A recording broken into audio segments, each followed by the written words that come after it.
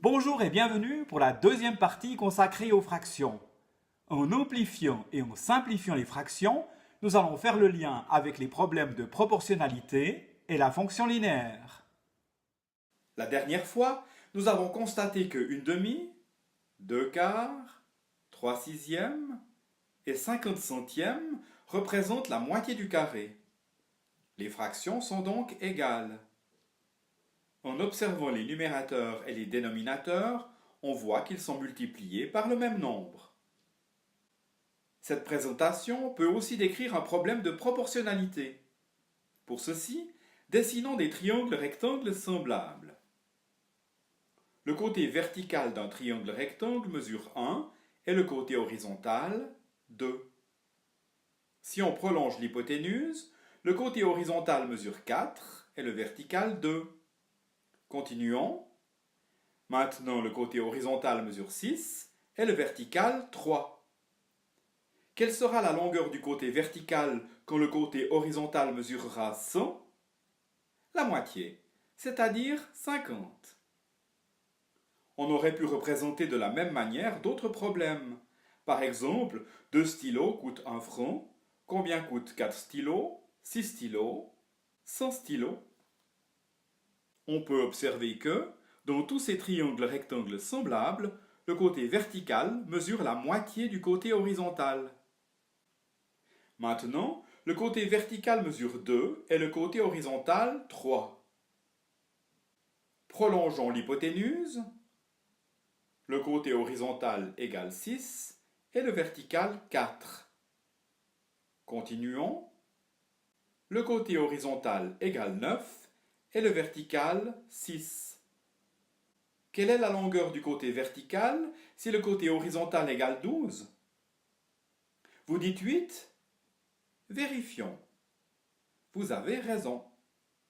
Et si le côté horizontal mesure 100? C'est déjà plus difficile. Le côté horizontal est 2 fois plus long. Le côté vertical aussi. Les deux côtés sont multipliés par 3, puis par 4. Les deux côtés sont multipliés par le même nombre. Cherchons le multiplicateur.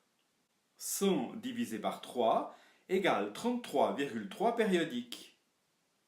2 fois 33,3 périodiques égale 66,6 périodiques. On aurait pu représenter de la même manière d'autres problèmes.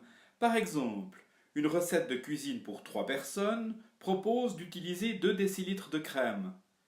Quelle quantité de crème serait nécessaire pour 6, 9, 12 ou 100 personnes?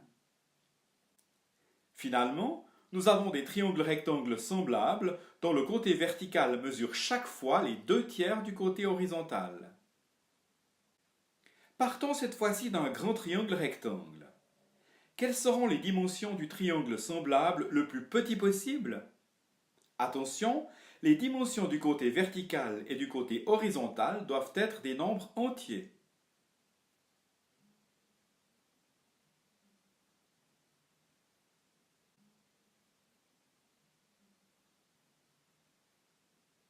Après le dessin, observons les nombres. On aurait aussi pu effectuer directement une division par 6. Nous avons fait une simplification de fraction. 3/5 est une fraction irréductible. En effet, si on devait faire une nouvelle division, il faudrait utiliser la virgule. On essaye une simplification sans filet, c'est-à-dire sans support visuel? Comment s'y prendre?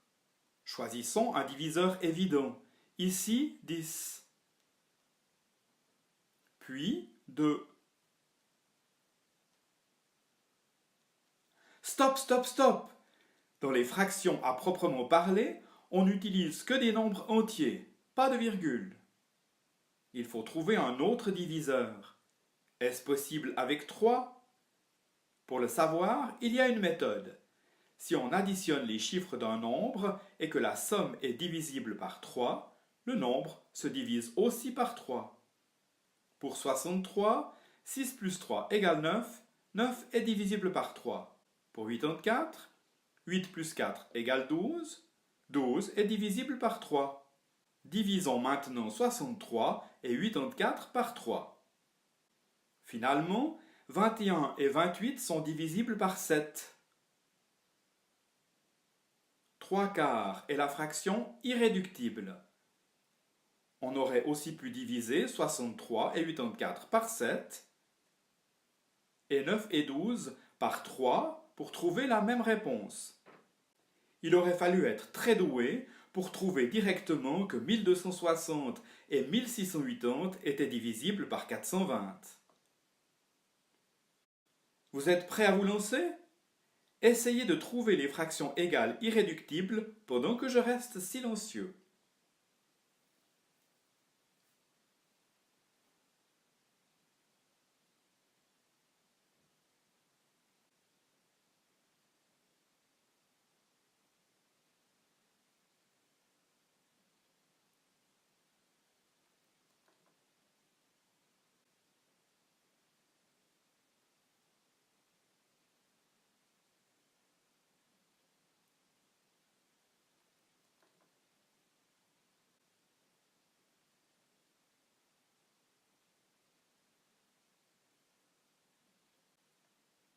Pour les deux dernières fractions, vous êtes arrivé au même résultat en prenant un autre cheminement?